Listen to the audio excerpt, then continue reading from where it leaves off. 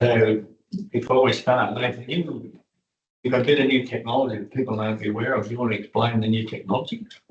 New technology, just the live streaming of the meetings. Mm-hmm. We live streamed last one, actually, maybe Different, is it the same Teams stuff though? Teams, yeah, just use Microsoft Teams to live stream to it. What's called Instead of YouTube. Yeah. All right, well, thank you. When the normal rules apply, and all the mayor will spiel about that we're being recording live stream, and by speaking to me, we agree to be recorded and live streamed, and anything we speak is respectful to others and we use appropriate language at all times. So, that the council accepts no liability for any defensive or offensive remarks or gestures. Not that that's an issue in Kabul. No. Applications for leave of absence. Item 1, we have the mayor. No. The council will put in as a party of this point. That's right, Mr. Chair. Okay, so we move that be accepted. Thank you, Marlene, and also Councillor Rawson. Thank you. With no dissent, I can declare that carried. It's almost going to come in second. No.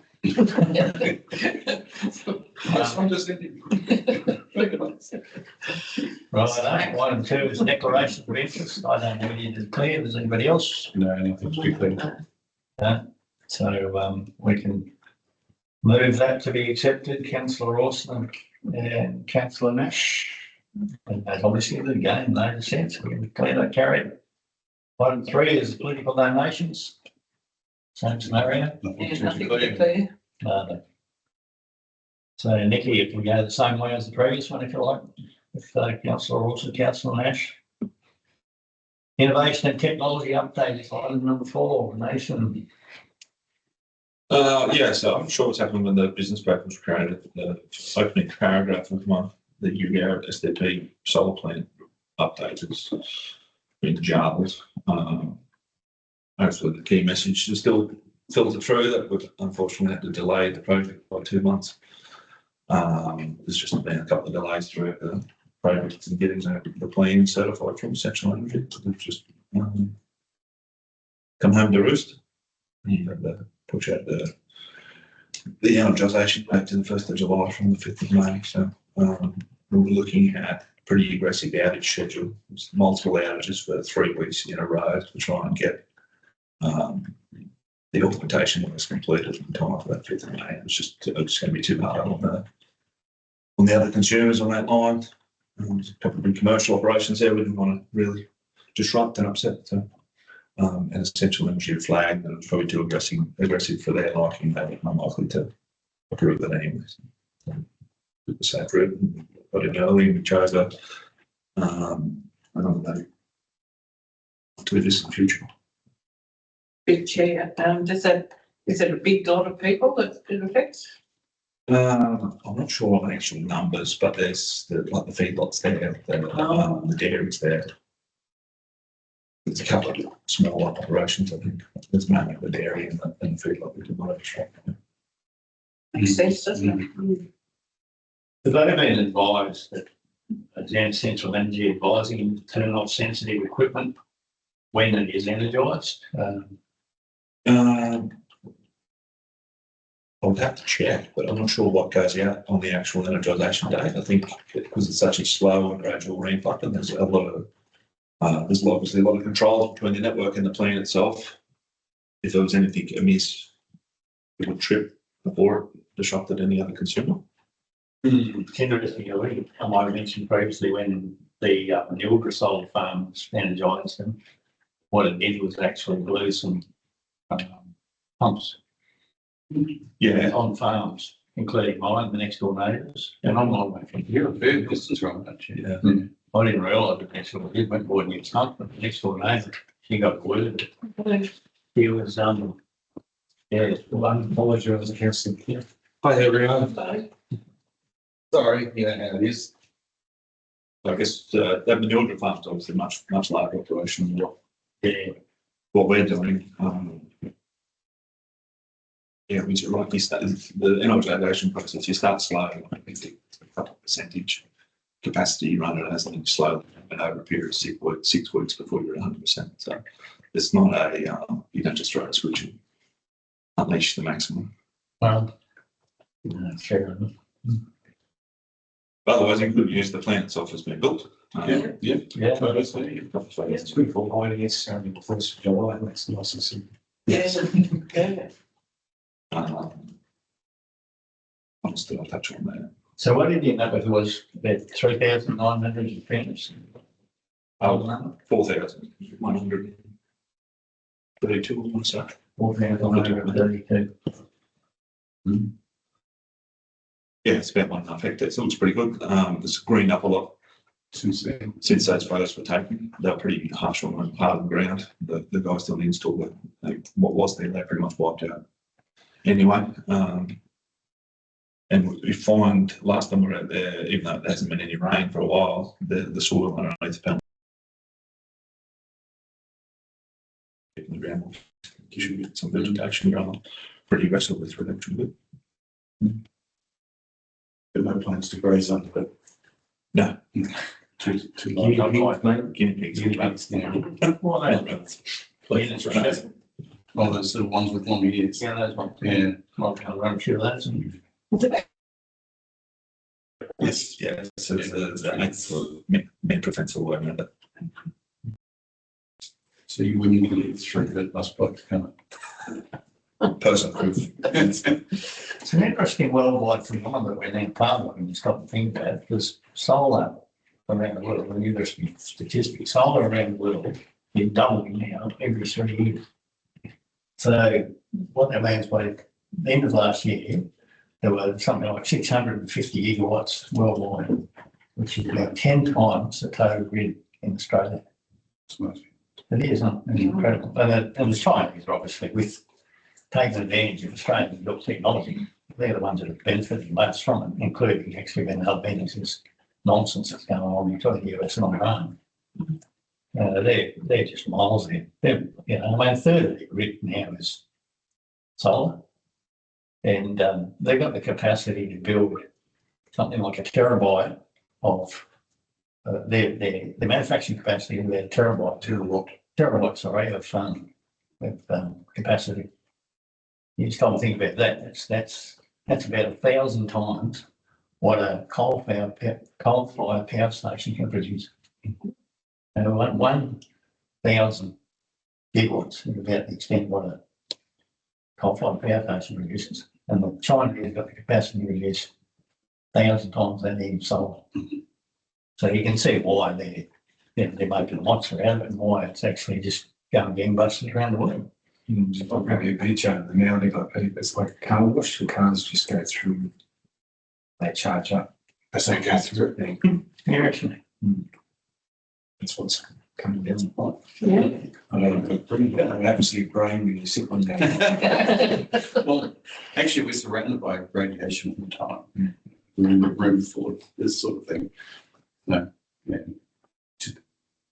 I think we're fine.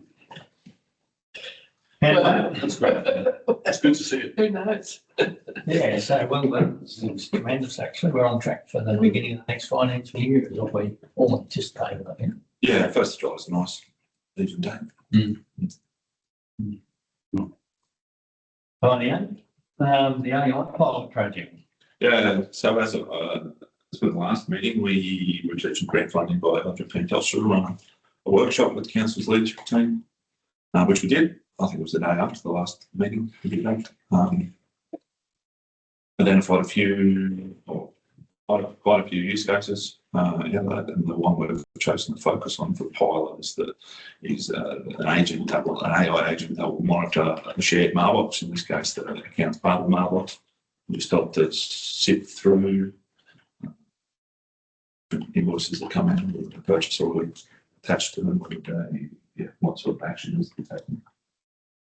We get a lot of, probably know, you get a lot of like duplicates of invoices and send reminders, send statements. It's not always action required on those, but you have to sit through them. So just trying to take out that manual sorting. But ultimately, that means that somebody, there's less less of a chore in somebody's job. Does that mean they can be redeployed or something? Well, that seems to be interesting. I think we've tried to go for low risk, high impact. I think what it does, Mm. these people in the finance team obviously can do a whole lot of things, but a lot of time's been taken to sift through emails basically and try and work out where they come from, who's they go, how they're going to match into the finance system. So Yeah, take away the big problem. the drudgery type of work. Yeah. Let them do something more meaningful. So it's going to put invoices to the side if it's a hasn't got a purchase order? Yeah, well, we still obviously work through the finer details on what Yes, the intention is to sort of sort them into the different workflows that we can. So is that run by an algorithm? Is it the mechanics of the on? So it'll be named, I assume, through Microsoft Copilot, which is like an algorithm. Tell it to, you literally like these things you speak to, almost you type to, you tell it what you want it to do, and it figures that out for itself, and then you just correct it. Like you're still been monitoring to correct it and teach it, but it's all text, it's all plain English type stuff. Interesting, isn't it? Is there, it's pretty, Mr. Chair, is there an issue with cybersecurity with this sort of thing with any sort of AI agent that might be dealing with emails in particular and invoices, that information might end up getting out and being used? We still, I guess I'll probably mention here, but one of the key points of the strategy, the roadmap, was to have the human still in the centre of it. So I won't do anything too drastic without some sort of human intervention. So there'd be still someone's responsibility to make sure it's doing what it's supposed to be doing. But in terms of cybersecurity, we like Copilot existing as part of our existing Microsoft suite of applications. We already have barriers in place for that. So we operates only in the It's like regional better, it's firewall. yeah. That's why we've got a policy that you were seeing come through that we're staff aren't to let the self-select to go to ChatGPT or other providers. It's that's it, because it's the deep risk. Yeah. And then there's Microsoft have a whole suite of compliance and monitoring tools that sit over the top of it just to make sure what's happening through all of the law trials and all that sort of stuff. So I imagine there'll be a bit of work to set that up as part of the plan, make sure those guardrails are in place. Nice segue into the next part, Innovation Systems Coordinator. Yeah, it's just a nice outcome of the recent org structure review. In that the innovation technology team will hopefully expand with another coordinator position being added to focus on our systems and the way they work together and then the processes between the systems. That'd be pretty high up, wouldn't they? That'd be pretty knowledgeable, wouldn't it? It's not as smart as Nathan. Not quite as smart as you know. Yes, but probably curious is probably more the best attribute from that, just to be able to ask questions and just explore, and even if they stumble on the way forward, they're still moving forward. So Yeah. Sort of an ergonomics type of position. Is it someone who sort of looks at the way in which systems operate within the organisation now? Yeah. So you think that the systems or ergonomics? Yeah, make sure there's the linkages where there needs to be linkages. We're not doing things for no reason. And and then identify any efficiencies in the way that we can do that. So that's exciting. One of the, I mentioned to Brad previously, one of the things in terms of cybersecurity is the location of the data centre. Where do we and your local government house the data centre? In Sydney or? But we still run our own on-prem service, so they're just down the hall in the server room. That's our financial and the rates paid, so all the rates paid data sits there. Then it depends on what systems we don't have a private, we don't have a public cloud provider. No, we're not buying. But our server infrastructure, we purchase applications than those companies buy that infrastructure themselves. But part of their checks and balances is to make sure that they are running in Australia, preferably in New South Wales. So they use the data centers within regions. Microsoft is Australia East, which is New South Wales and Victoria. So all that Microsoft stuff lives in Sydney and replicated in Melbourne for backup. Okay. And then depends on what the application is, depends to be some variation of that. This is all part of data sovereignty has been around for a long time. And yeah, we make sure all their personally identifiable information stays in Australia. Yeah. So that's our only offsite storage of data, about data. Well, there's a whole suite of it's called SaaS, software as a service applications that we use. Mhm. But the biggest bounty of privately identifiable information is the data database, which is still pretty long. And there's no other offsite storage of that information. We back up to the cloud. So it's the same thing. Okay. It's in a region, locked, online service provider, and it is encrypted. Right. Even if they were to gain access to it without the encryption keys, they can't gain access to the data outside. It'll just be literal gibberish for them. It's interesting. I've said this to Nathan a lot, though. It'd be interesting to really look at the data we hold and compare it to what data is publicly available. Say a voter, the electoral roll gives people names and addresses. We don't hold a lot of sensitive data. We hold that not saying we'd be flippant with it, but at the end of the day, we're not holding people's medical records and the finance stuff's locked up. But yeah, as far as what is, most of our stuff is public information. People in for DAs, they go out in public display. So there's a lot of talk about council's cyber security of data, so it doesn't get out to the public. I'd love to have the time and resources, which we don't have to go, well, let's see what really, by definition, is sensitive data, what actually really people is out there in multiple other sources, which is what you go through with the GIPR application. Is this actual information that the person is applying for available somewhere else? And you find most of the data is. So yeah, so it's interesting. But it's really more, I guess it's more perception. Correct. And also, if we lost it, it's just a big problem to our business. Trying to get back.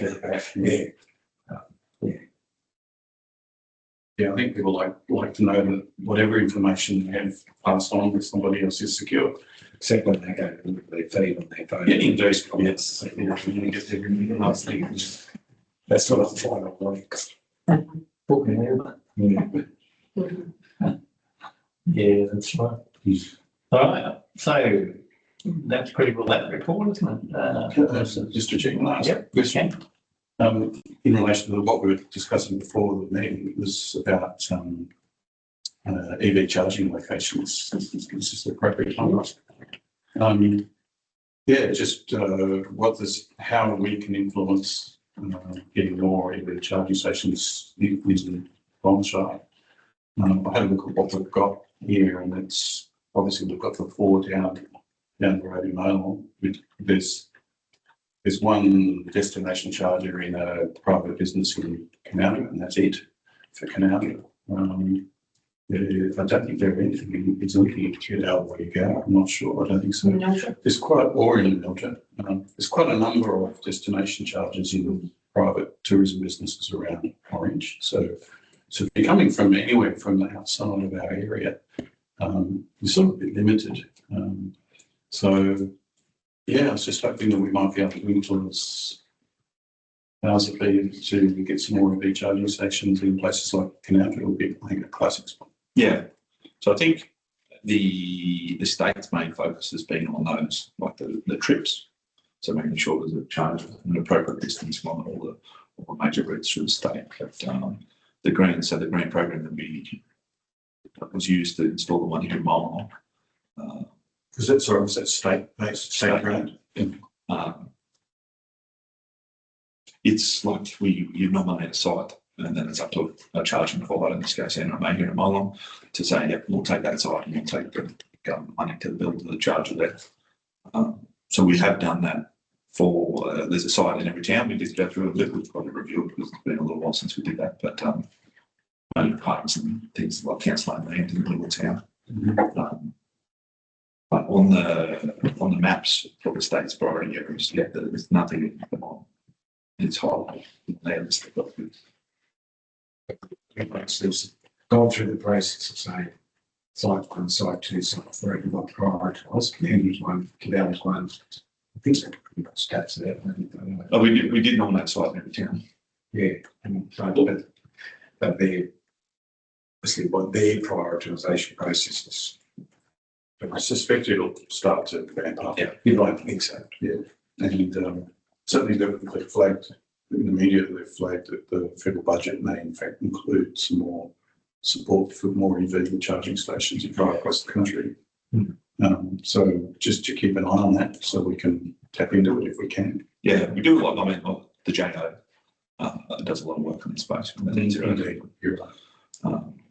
I'll hit them. The code was, you mentioned it, thought about for the committees, we might have a questions, like a report for next meeting, Yes. So we like we do can. with council. So, Okay, so I think that would be really, that would be really I great. think at least go back retrospectively and find, go through the process. Yeah. Give a report on that, and we could possibly report to council with a view to a resolution to ask the JO to more heavily and particularly in regional EVs in line with the original state plan or whatever it is. Because I think we've got the nominations right. It's just with the keep going with the program. It is quite expensive. I noticed it just we wanted to pass it will upgrade similar to this one. So they're obviously going to the end of a round of actually delivery. So are they going to top it? I think they will. Well, that's the state, I think, but I think the feds. You think the feds throw I something? think they're now going to start throwing money out, and you hear these media stories of people waiting for hours and hours and hours at EV charging stations. I've got an EV. Generally, when we're travelling around, hasn't been an issue. You've got an EV. It's just It hasn't been an issue, but history. but in school holidays, all of those we're starting to see it, and there's been a massive uptick in purchasing of EV vehicles since the war in the Middle East. So I think we've got to a point where the infrastructure is not quite up to it. So yeah, brilliant. Thank you. All right, well, the recommendation is that report be noted. I think we can duly note that. Indeed. From Marlene, seconded by Andrew. Thank you. Environmental Services update, Kane. Yeah, thank you, Mr. Chair. All right, so I didn't know if we wanted to run my report, how we did at the previous meeting, and sort of just go through each heading, and then if we've got any questions as per, I'm happy to take. So Councillor Batten wanted a report done on the textile recycling program. So I've been in contact with Jamie Lobb, who's WA Regional Council's Manager of Recreation and Green Spaces. So he's the one that has implemented the textile recycling extension on their community recycling centre at Wylandra waste facility.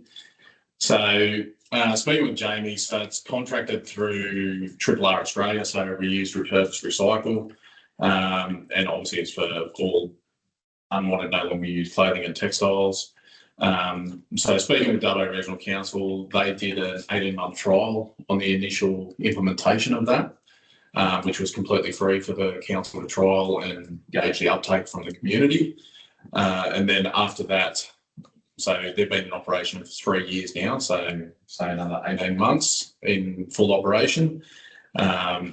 So the host actually pays RRR 42 cents per kilo, and then in 3 years of operation, they've had around approximately 20 tonnes of textile waste that's been diverted. So good little initiative. So I mean, you're paying $420 per tonne of textiles, but I mean, they are repurposing them for blankets, mats, etc. And then the textiles that are still in good operation, I think they on-sell them as well. So also Forbes have been in full operation for I think 2 years now, and Orange has recently jumped on the bandwagon as well, and they've got a trial. They're in their 12-month trial, so. Is that done under the banner of net waste? Is it? No, so it's not done under the banner of NetWaste. So each individual councillor had to reach out to Triple R and do an EOI, and then go through that process, and then they give you the textile bags, etc. So, Okay. whether we wanted to look at committing to a trial for 12 months, so we'd only be able to do it at the Canal Mildra waste facility, because it'll be an extension from the CRC. So I don't know what our uptake would be, but obviously that's what the 12-month trial would be for. So Okay, how would they do that? Through the chair? Yep. How would they do that? Would they have to have a special bin? yeah, so it'll be a special bin labelled with textile, pretty much the same as the rest of the CRC bins in there. So it'll just be specially labelled, and then if people come out with bags of clothing or textile, it'll just go straight in the bin. Right. So we wouldn't do any sorting. Triple R does all that when it gets transported off site. But yeah, we would sort of just be the middle man, I suppose you'd say. Middle person, sorry. I reckon it could work. It's probably worth looking at the trial, isn't it? I guess if you go look at it in the first instance is cost where they're going to fund it from. But this trial is a free trial. Yeah, correct. If we sort of want any report to go to council and read that, and so have a resolution to move that private resolution if you. Yeah, I think that's probably the way to go. You've got to something. Yeah. So Marlene, you want to move that we run Yeah. a 12 months trial at the Manildra Yeah. recycling facility? And I'll certainly. Thank you, Andy, by the time for the report.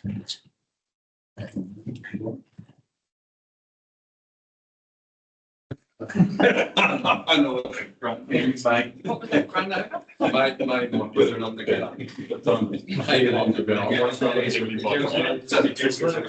got a permanent leader role now. and he's Yeah. had to go like. Congratulations. Yeah, this is my first meeting off my secondment. So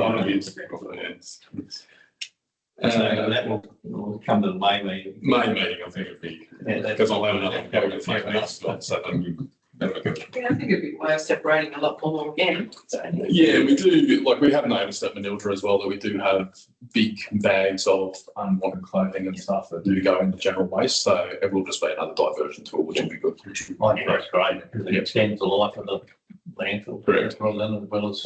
Yeah. long way. We'll probably see more and more of these sort of things too. Most definitely. There was that conference late last year about recycling, and which was in Orange, and textiles was one of the big ones. One of the things that they were really looking into. Yeah.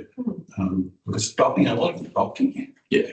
And yeah, it does. A lot of it does break down, but it's not just cotton or wool fabrics which are natural and break down nicely, but there's a lot of plastics. Yeah, probably Polyesters and things as well. Yeah. So I think they used to ship a lot of that, so like the clay, like all the ones that go to venues and those sorts of ones, they can't consume here, they get shipped out, which is.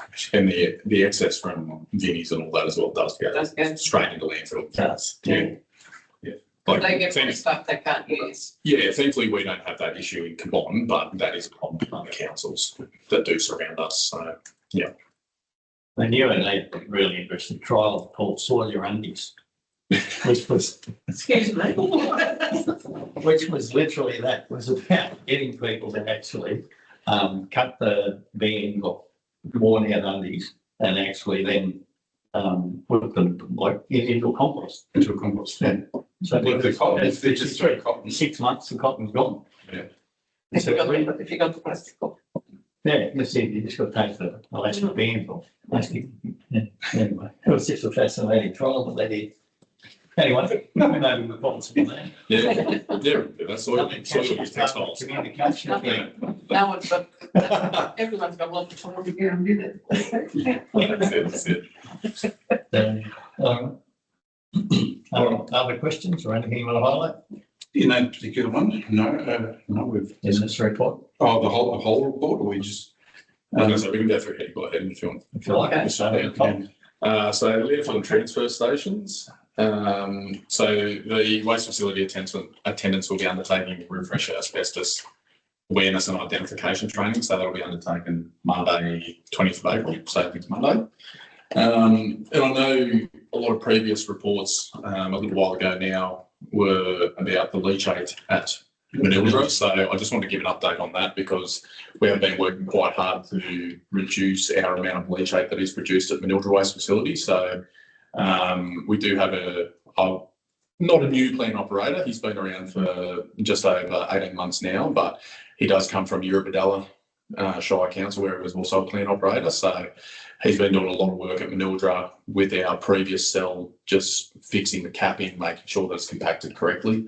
And from that, we have had a reduction in the leachate well at about 40%. So That's definitely very good outcome. So instead of pumping it every second day now, we're pumping it once a week.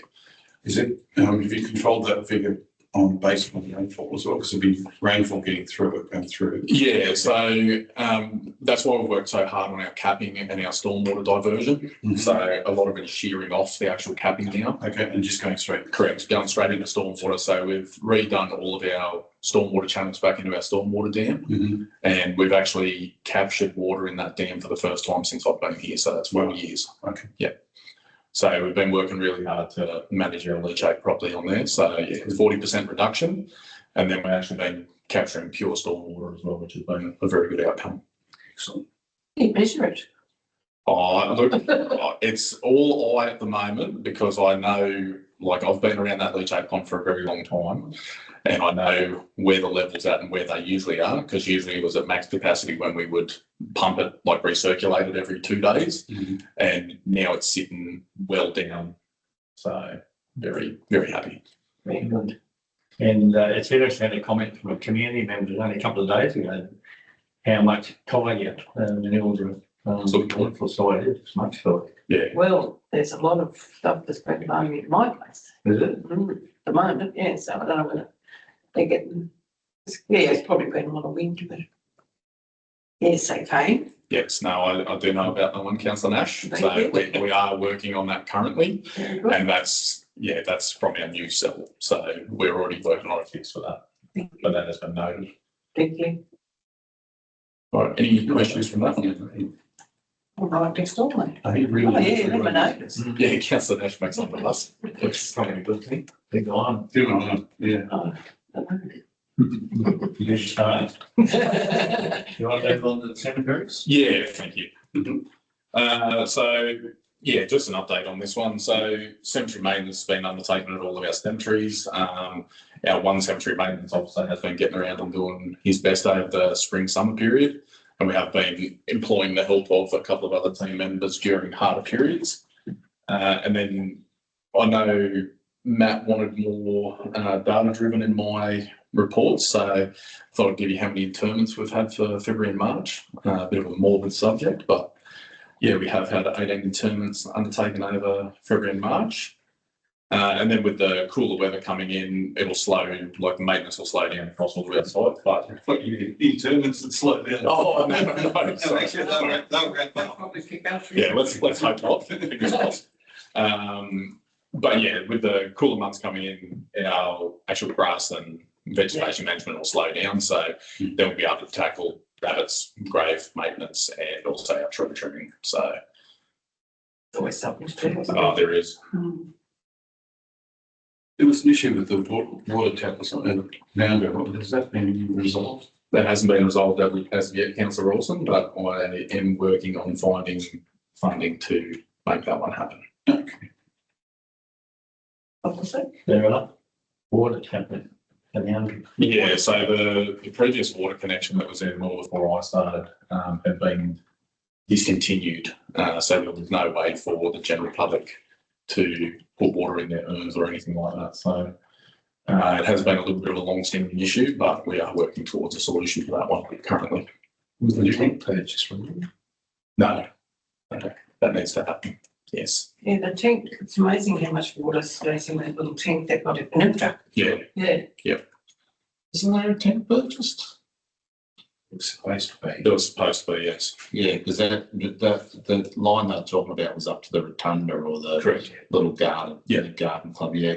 Yeah, that actually, sorry, it was a long time ago. Yes. Old Cabon, right? Yeah. Old Cabon. Oh, come on. Well, that was in my oversight as well. It was just we were coming up to the end of the financial year with a few financial constraints. Yeah. It's why. So that one will be first cab off the rank for new financial. So that's not there's no CTW line going up to there. So there used to be an old copper line that was going up there, but that's since been discontinued. You've got to be careful because the problem is people can leave the tap on. Yeah, So yeah. you've got to have control of the flow. Yeah, I think a tank's the best way. Yeah, it's, Yeah. Right, Ranger Services. Yep, so we're still facing our barking dog complaints coming in solely from Canoundra. So our ranger has been working very slowly through those, and I will say residents in Canoundra have actually been receptive to managing their companion animals and reducing barking, which has been good. So we have been working through the influx of those. A little bit of good news story. So we did have two of our long stays rehomed to locals. So not staff taking them this time. So we actually got them out to local residents, which was a very good outcome. And then there has been a recent spike in the illegal dumping. So with 7 sites over the last 2 months, and there has been, I'll get you the sites there. So we've had Main Creek, we've had a few at Canoundra, and then we've had quite a couple of mattresses dumped on the Manildra Parks boundary as well. So there is one That's that, Parks residents, who would be fine. no, definitely not. It's annoying, isn't it? Yeah, and there is one that the Rangers still investigating, as we did find personal belongings in the actual rubbish itself, so which did tie us back to a company which we're currently dealing with. So Interesting. yeah, Yeah, through the chair with this ranger services and the dog pounds and that, when I was away at the last conference, we went to, where did we go? Oh, God, but anyway, Canberra food, we didn't go, Blacktown. Blacktown. Blacktown, and they had a big new facility, $39 million facility called Bark. Has anybody seen it on them? no. They have cats and dogs and but they have 42 rehomed animals and 47 dogs, so that's pretty good. Yeah, so they've had a pretty good turnout, but Yeah. it's like a little hotel away from home. yeah. Thing for 39 million, yeah, beautiful. Anyway, if you're ever back down, What could we do? What could we do with that $9 million? We could build it. Very good pounds. We could build a very nice. Very nice. very nice. They're not moving there. All right. Thank you. Thank you. Thank you. Just a little bit of fun back there. Moving along, please. Has the pound that actually we've completed the move to the new site? No, so we did a peer review of the SOEE a little while ago now, and there were still a few outstanding things that the Department Leader of Depth Services wanted us to justify. So we've recently had a contamination report done for that area inside the sewer treatment plant. And we're also in the works of getting our effluent study finished as well. So that'll be the last 2 linchpins before we can then submit the DA. So it's been a long drawn out process, but we're still moving forward. So this is for Marvel. Yeah, correct. Yeah, It's actually everybody's. yeah, everybody's been on Yeah, yeah. that. Yeah. All right. Yeah, big job. Huge. All right, biosecurity. Yeah, so we've actually just completed an external service review with Field Force 4. So findings of that review will be presented at ARIC in May, but yeah, we did have a final findings meeting with the execs and governance team last week. So there was a few findings coming out of that, which was mainly around obviously processes, data capture, how we're utilising that data, and then also our scheduling and planning plus efficiency. So there'll be a few little tweaks to the program coming out of that, which will be good because we'll get a lot more efficiency out of the team when we implement those. And yeah, they'll just be supposed to track through the ARIC framework. as per the rest of the service reviews. And then I just want to give the boys a pat on the back as well, because we have completed 262 of our 300 private property inspections, with a lot of those being done just over the last couple of months, because we have been pretty full on with spraying. So just want to give the boys a pat on the back that they've been digging in and getting it done, because yeah, we will easily meet our target by end of June, which will be good. And that's very seasonal, isn't it? Correct. Because, yeah, you can't inspect something that's not there. No, Yeah. exactly. So we can always be better, but no, the boys have put in a big effort over the last few months to get that number up. So, and then I just wanted to address the Power BI dashboard that was created through governance as well. So this is just one little snippet of it that I thought might be of interest for the councillors. But so every activity that the boys do, whether like with your private property inspections and whatnot, that all gets logged and that gets sent through to Department of Primary Industries for their biosecurity information system, which is a requirement under the Biosecurities Act that we have to abide by. So governance actually created this so we could track our property inspections a lot easier. So you can see there the little snippet. It's got all of our weeds officers and where they've actually inspected. So that's real time up to the 4th of April this year. So we'll be using this moving forward to make sure we're not just clustering in the same area every 12 months, and then we're getting across all properties. So yeah, no, thank you to the governance team for keeping that one up to date all the time. So are they using drones as part of their data capture? We've only done a little bit of drone work. The boys don't actually have their REPL, so there's only 2 people on council that actually have a REPL, myself being one of them. Sorry, REPL, remote violence licence. Okay. Yep. So myself and one of the asset engineers are the only ones that have REPLs in council. So we will be looking at furthering that into the future, getting more staff with their remote pilot's licence, and then broadening the field of how we use drones. So they do work. I've done quite a few inspections for the team with the drone, just on bigger properties that you can't get across, and they're very good. It's very good technology. Do you presumably talk to the landowner first and say, we're going to be droning your place? Yeah. No, it's always a conversation, because we have found in the past that some landholders do get a little bit antsy about drones flying over their property. Over there, The shotgun. Yeah, no comment on that one. Yeah, I'd urge landholders to not shoot them out of sky, because you get charged the same as if you shoot down an airplane. But yeah, no, we have used them, and we would like to go more into them in the future. Would be the plan. Yeah, you'd need a licence, wouldn't you? Because they're very complex. I know there was a fellow taking photos the other day and he was at Spring Hill. Yeah. And didn't know that there was this light plane coming. Yeah. Yeah, it was in a helicopter. Apparently he got Yeah. quite. So you can stay below a certain. you can, it's under 120 metres. 120. Yeah, is your threshold. But when you're flying for a company, you have to have a remote pilot's licence. So it's not like you're recreationally flying, you're flying for a company. So that's why you have to have your remote pilot's licence. That's where it differs between recreational and business.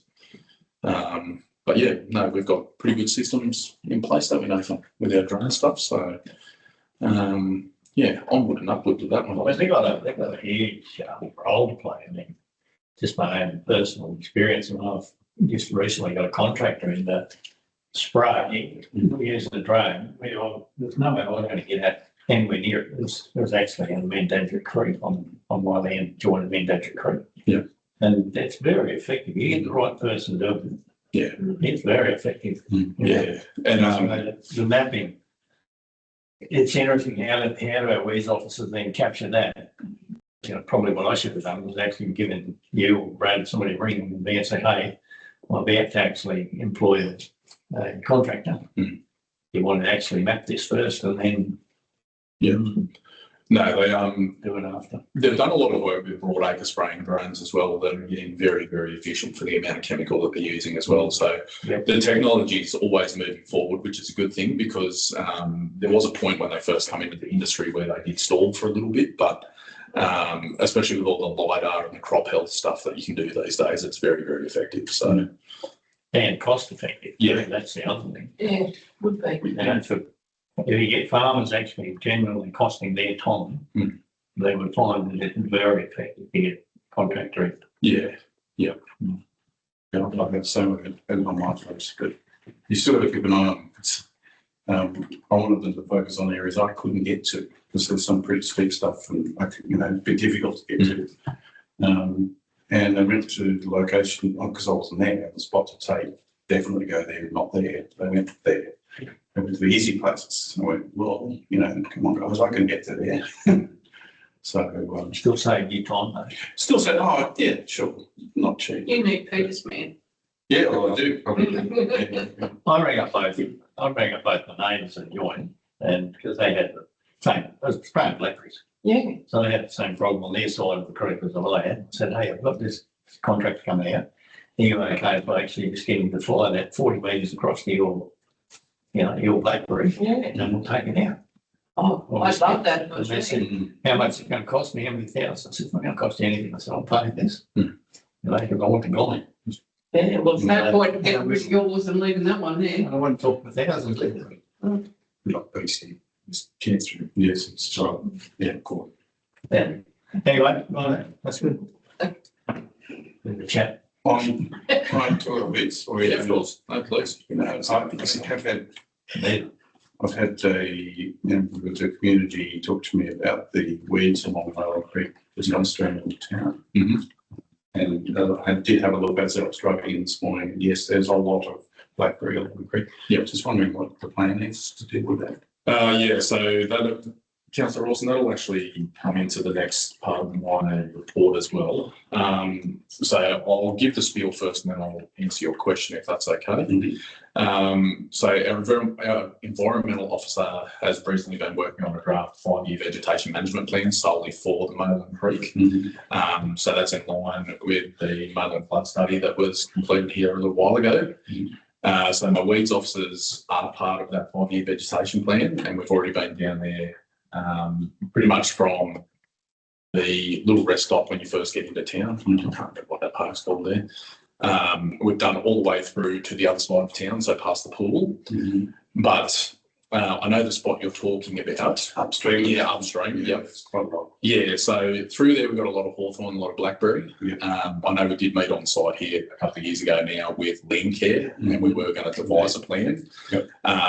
Just with budget constraints and time constraints with our state KPIs, we ran a little bit behind in that, and then it did fall off the radar. But with your email from the other day, I'll contact the customer and we'll have a little chat about that one moving forward, because there was quite a few things that went into it. Like the terrain out there is pretty bad. We couldn't really get any Landcare volunteers or anything in there because we would have been really pushing it with the terrain type. Yeah, Terrain is the way to go. yeah, Perfect location for that. yeah, I mean, yeah. being close to the creek is not easy because of the chemical you're using. Correct.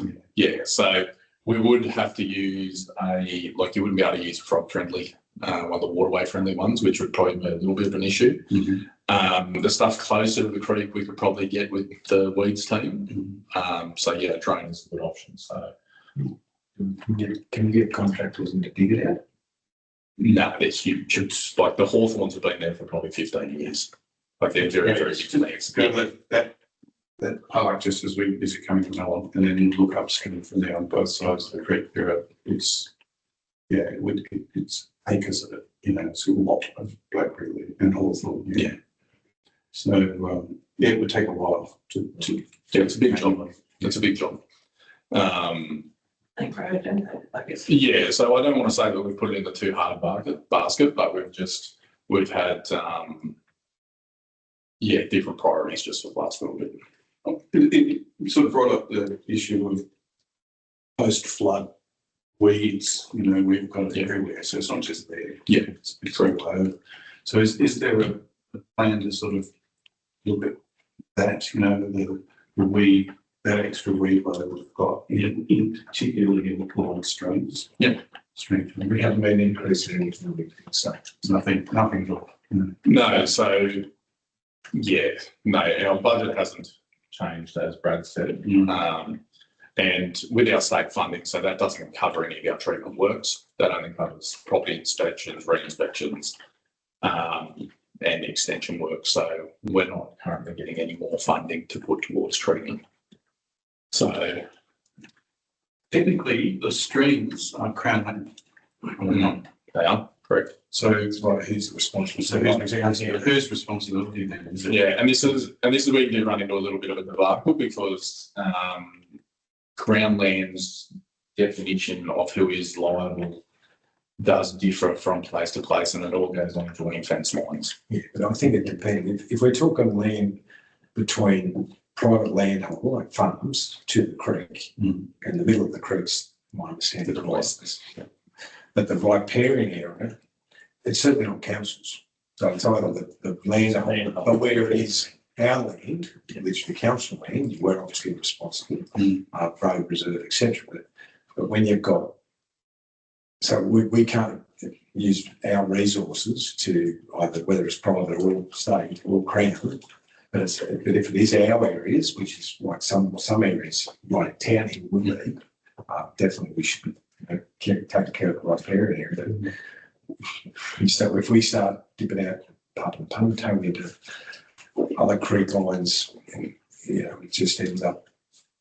Well, I mean, Canal, I know Canal, obviously they're quite animated about their creek as well, their riparian areas, and I think they used to do community-led cleanups along them as well. Yeah.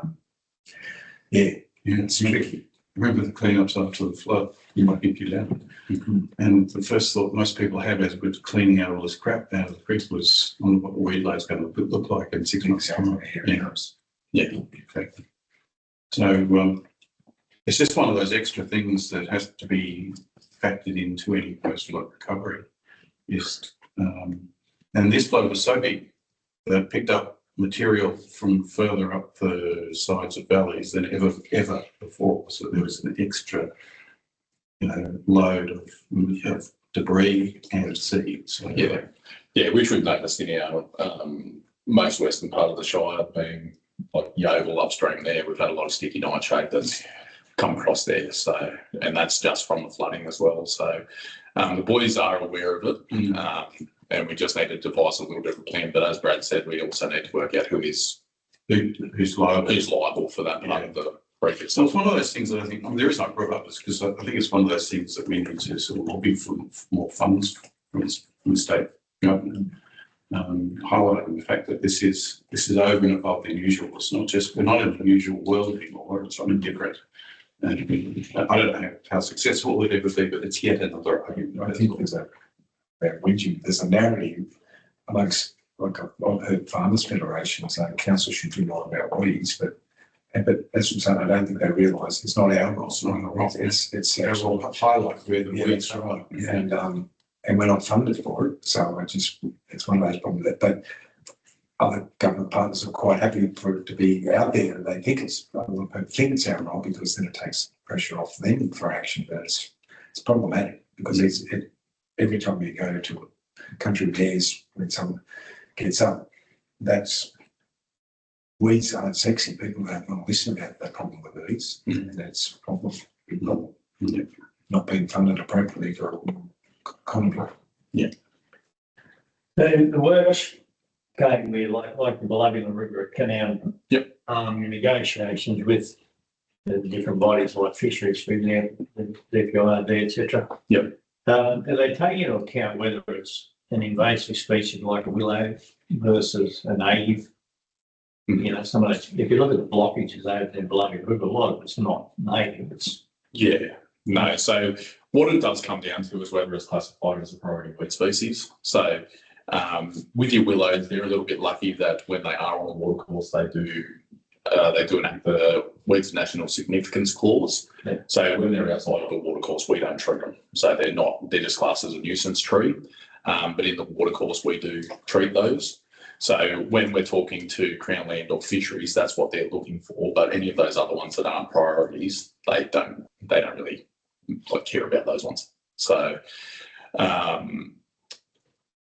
speaking, like going further into my report with the environmental officer, like we have done a lot of snag management this last 12 months as well, which our environment officer will put a report up in the financial year to council about what we've done over the last 12 months. But that's probably where more of our work has been in the last little bit, is more around snag realignment and getting correct flows.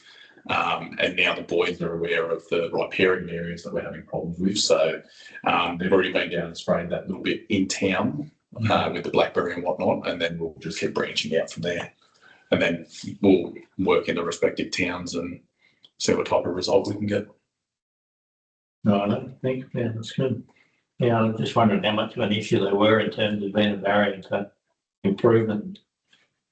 Yeah, they're usually pretty good. Like I'd say we've got a good relationship with both at the moment, so they're usually pretty good with us. That's good. Right. Any other questions on that? Current weed action, like what time? Yeah, so pretty much the same as the last one. So we're just finishing off our blackberry, St John's wort, silver nightshade, sticky nightshade. Tussock will go into the cooler months for the next little bit, and then we'll be back onto your Chilean needlegrass, your cooler tie grass, all the fun stuff. So, we're going to be attacking it a little bit different this year. We've already got our hot spots identified, so we'll just be smashing those straight into it. So, Where are you finding the tussock? Tussock's a lot in that eastern area, so we've got a lot of tussock on the Bathurst Regional Council boundary. That's where we mainly struggle with it, up through the hills there. That's our biggest infestation of it. Cooler tie grass is out coming off, like we've got a big road out there that's just full of it. Your Ribbler Road, and then Chilean, we've got Chilean along a lot of roadsides. Yeah, so big job ahead. Yep. You're right about that. You and me both. I doubt if there's a farmer anywhere that actually doesn't understand in terms of the challenge of weeds.